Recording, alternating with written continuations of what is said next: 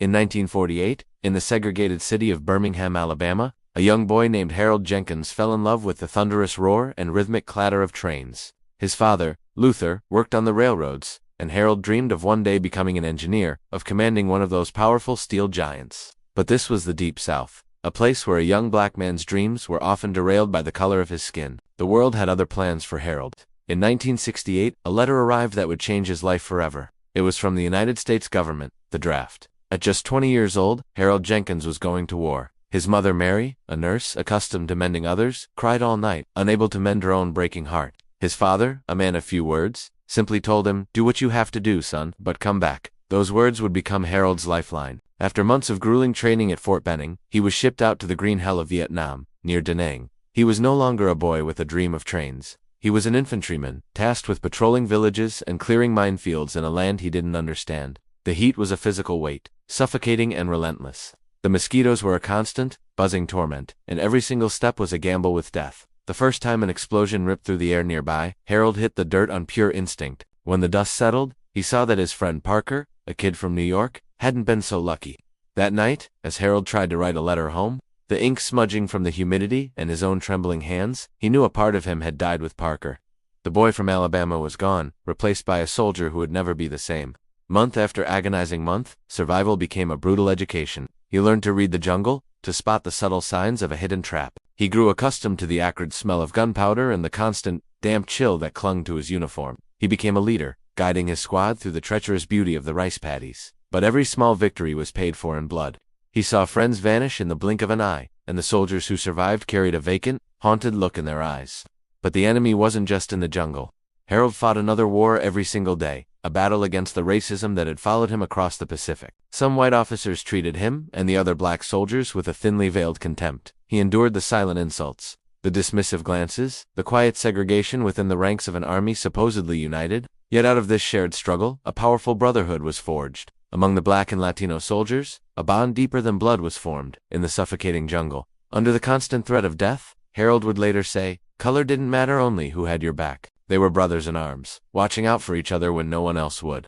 One fateful night his unit was navigating a known minefield under the cover of darkness. A sudden deafening blast threw Harold through the air. He awoke to a piercing ring in his ears and a searing fire in his shoulder. He had survived, but two of his men, two of his brothers, had not. That wound was his ticket home. Months later, he was honorably discharged, but as he would soon discover, the deepest wounds were the ones no one could see. When Harold stepped off the plane back on American soil in 1970, he expected a hero's welcome. Flags, parades, open arms. Instead, he was met with a chilling indifference. The Vietnam War had become deeply unpopular, and veterans were often seen not as heroes, but as symbols of a conflict the nation wanted to forget. They were treated with suspicion, sometimes even hostility. And for a black man returning to the South, the homecoming was doubly bitter. The promises of the civil rights movement, which had gained so much momentum while he was away, seemed to evaporate when he tried to find his place. He searched for work, but doors slammed shut. "We're not hiring," they'd say, but he could see the real reason in their eyes. They didn't want a Vietnam guy, a man they couldn't understand, a man who had seen things they couldn't imagine. The boy who dreamed of driving trains ended up behind the wheel of a city bus, working double shifts just to make rent on a small apartment. The war wasn't over for Harold, it had just followed him home. At night, the jungle returned. Nightmares ripped him from his sleep. He'd hear the thumping blades of helicopters, see the flash of an explosion, and hear Parker's voice, clear as day, just moments before the blast. He locked it all away, burying the trauma under a wall of silence. He never spoke of it, not even to Carol, the kind woman he met at church and later married.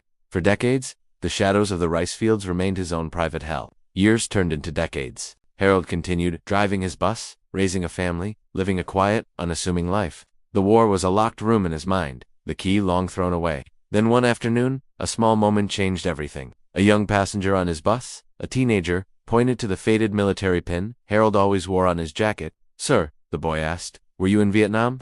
Harold, surprised, simply nodded.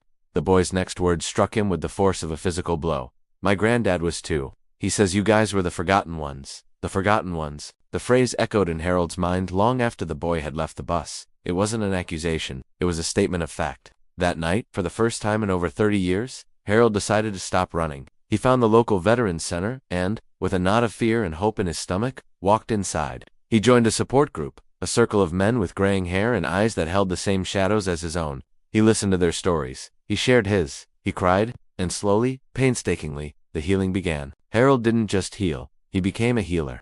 He transformed his pain into a purpose. He became a pillar of that support group, a steady presence for men who, like him, had felt forgotten. He started visiting local schools, not to glorify war or talk of military pride, but to share the human cost. He spoke of the fear, the loss, and the incredible strength of the brotherhood that had saved him. He wanted the next generation to understand what war truly leaves behind: scars, both visible and invisible, and a profound appreciation for peace. In 2002, he took it a step further. Alongside other black veterans, he co-founded an organization they called Brothers in the Shadows. It became a sanctuary, a community providing emotional support, medical guidance, and educational workshops to ensure their history wasn't erased. Their motto was simple, yet powerful: if we survive together there, we can heal together here. Today, Harold Jenkins is in his 70s. He lives in a modest house, its walls filled not with medals, but with photographs, a black and white picture of his unit in Vietnam, their young faces full of bravado and fear, photos of his children and their graduation caps,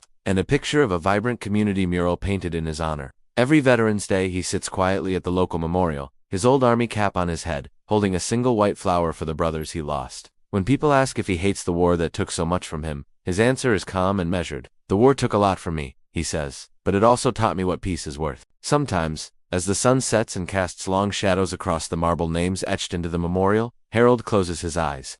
He can still hear the echoes, the laughter of his friends, the squelch of boots in the mud, the voices of young men lost in the jungle forever. He knows he will never fully escape those shadows. But Harold Jenkins, the boy who dreamed of trains and became a soldier, has learned to walk with them not in fear, but with memory, with purpose, and with a quiet, unshakable dignity. Thank you so much for watching and for allowing us to share Harold's incredible story. If his journey moved you, please consider liking this video and subscribing to our channel for more stories of resilience and the human spirit. We'll see you next time.